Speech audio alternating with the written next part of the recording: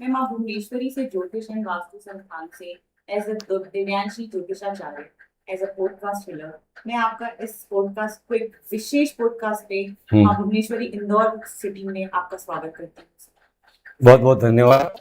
और मैं भी doctor Bhanu Saraswat, global occultist as well as life coach और मेंटोर, माँ भुवनेश्वरी शोध संस्थान और देवों के सम्मान समारोह की तरफ से आपका हार्दिक अभिनंदन करता हूँ। दिव्यांशी जी, बहुत अच्छा लगा।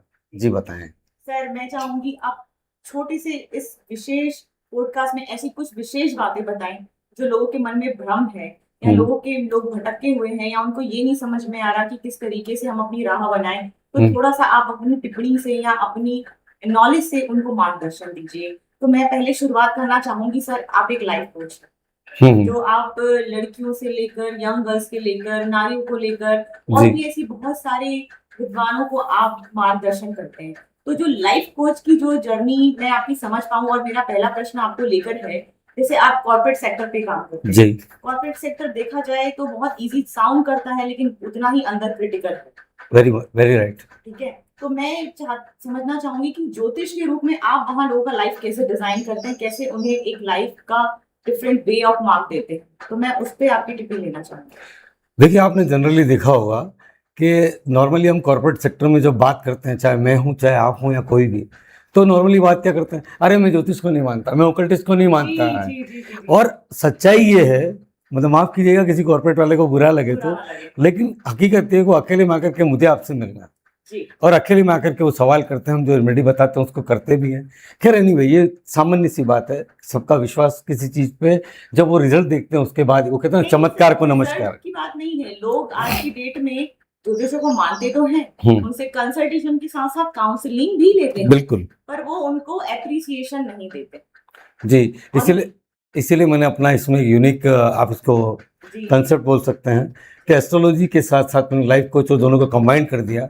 लेकिन इस दौर में मैंने देखा है कि जो यंग ब्लड्स हैं, जो यंग जनरेशन है, वी शुड सैल्यूट, उनको हमको सैल्यूट करना पड़ेगा। They are very dynamic, very visionary, और सच पूछा तो मैं उनको गुरु प्रधान मानता हूँ। जुपिटर, बहुत कुछ सीखने को मिलता है। राइट। ये तो है कि जेंजियो से अगर उनके मन में नेगेटिव या लॉजिकल पॉइंट्स होते भी हैं तो कहीं ना कहीं वो आज के समय काल के हिसाब से बहुत फ्रूटफुल भी है, टाइम की काफी सेविंग भी है उसमें।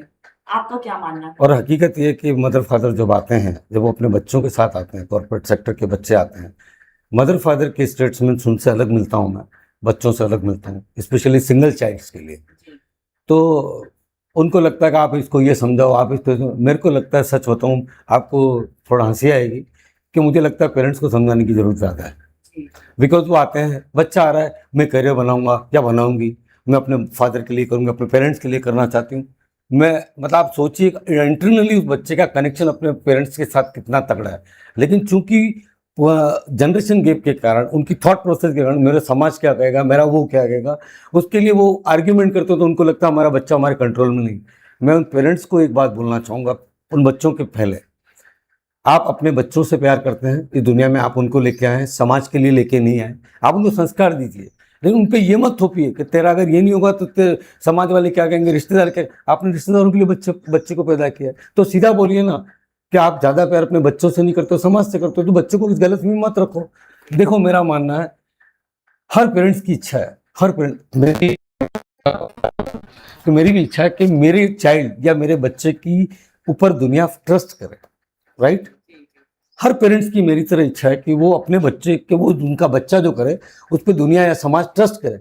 मैं उनको पहला सवाल पूछता, क्या आप करते हैं? आप उनको ये बोलो कि तू मेरा है, तू जो भी करेगा अच्छा करेगा, तेरे से गलती भी हो जाएगी, आई एम रिस्पॉन्सिबल। भाग्य कब परिवर्तन ले ले इसका कोई प्रमाण नहीं। और कई बार ऐसा होता है कि बच्चे ही गलत नहीं होते, या कहीं ऐसा नहीं कि माता पिता ही सही। आजकल माता पिता ज्यादा गलत हैं।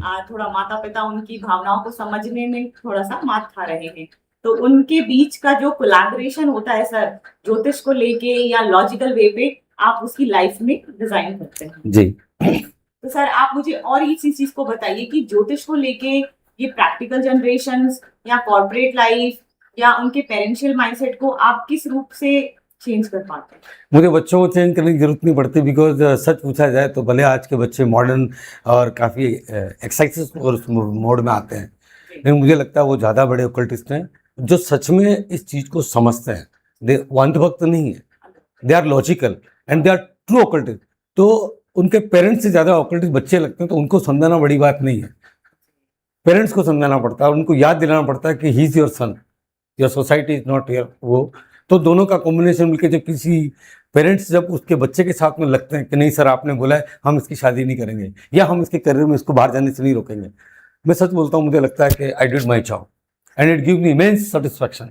सर समय के साथ परिवर्तन बहुत इम्पोर्टेंट है बहुत जरूरी और उस समय के पेरेंट्स को ऐसा लगता है कि वो अपना रेपुटेशन ज्यादा देखते हैं, अपनी इमेज ज्यादा देखते हैं और आजकल के बच्चे अपना जीवन पहले देखते हैं। कहीं देखा जाए तो वो गलत भी नहीं है, लेकिन अगर दोनों की मानसिकता को बैलेंस करके थोड़ा लाइफ बनाया जाए तो फिर उसमें कोई प्रॉब्लम नहीं है। कोई किसी मुझे लगता है बहुत आसानी से काम हो सकता है। हो सकता है। हर परिवार में ब्रिज करने के लिए कोई न कोई एक मेच्योर पर्सन होता है, लेकिन शर्त यहाँ ही है वो मेच्योर ऑनेस्टली हो कि मैं इसको खुश करूं पेरेंट्स को या बच्चे को खुश करूं। इट शुडंट बी, ये नहीं होना चाहिए।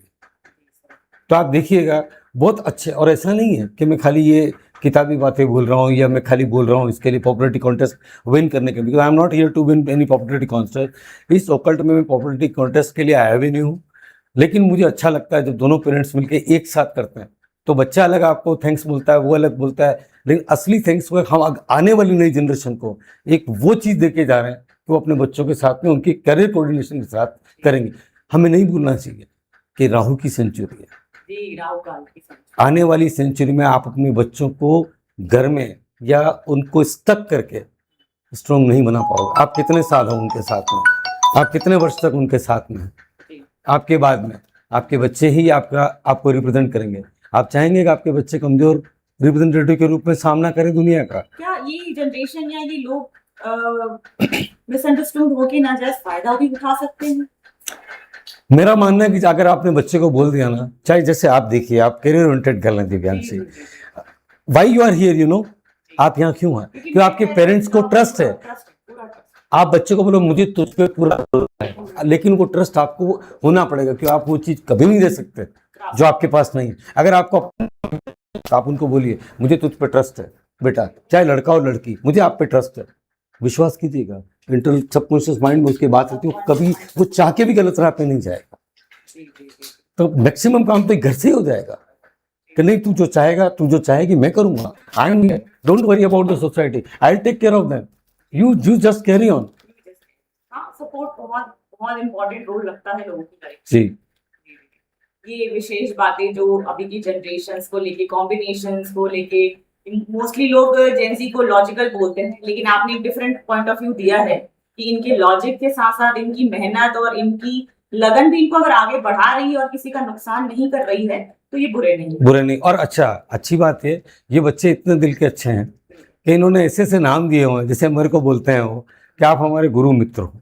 कि हम गुरु बन के बोलेंगे तो मर्यादा आएगी, लेकिन मित्र बन के हम बात करते हैं तो हम अपने, I am just the age of like I am talking to you right now, I am at your age, ठीक है, और बच्चे भी उसी ढंग से करते हैं। कुछ मर्यादा, कुछ मॉडिफिकेशन समय के हिसाब से ओकल्टिस्टों को भी करना चाहिए sir, definitely point on time पे सबको चेंज होना बहुत इंपॉर्टेंट है। राइट नहीं, ये आपकी इस विशेष पॉडकास्ट पे सर आपकी छोटी बहुत विशेष बातें लोगों का माइंडसेट डेफिनेटली चेंज करेंगी। मैं तहे दिल से आपका धन्यवाद करूंगी कि आपने ये माइंडसेट लोगों का थोड़ा और हम आप दोनों एक काम करते हैं कि एक सिंपल सी चीज है हम सबके लिए मांगते हैं। जैसे माँ भुवनेश्वरी के दरबार में हम बैठे हैं इस अच्छे पावन इसमें, तो प्रथमम शैलपुत्रीम च द्वितीयम ब्रह्मचारिणी तृतीयम चंडघंटेति कुष्मांडेति चतुर्थम पंचमम स्कंदमाति षष्ठम कात्यायनीति सप्तम कालरात्रिति माँ गौरीति चाष्टमम नवमम सिद्धिदात्री च नव दुर्गा प्रकृतिता ओम ब्रह्मा मुरारी, सारी हमारी वहीं जाती है। ओम ब्रह्मा मुरारी त्रिपुरांतकारी भानु शशि भूमि सुतो बुधश्च गुरुश्च शुक्र शनि राहु केतु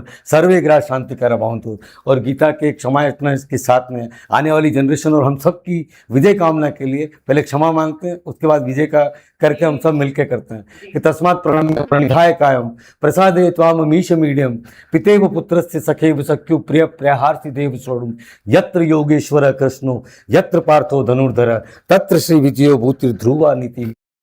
हरि ओम तत्सत, हरि ओम तत्सत, and thanks to you all and thank you very much Divyanshi, it's a really nice talk to you. Thank you sir, thank you so much, thank you.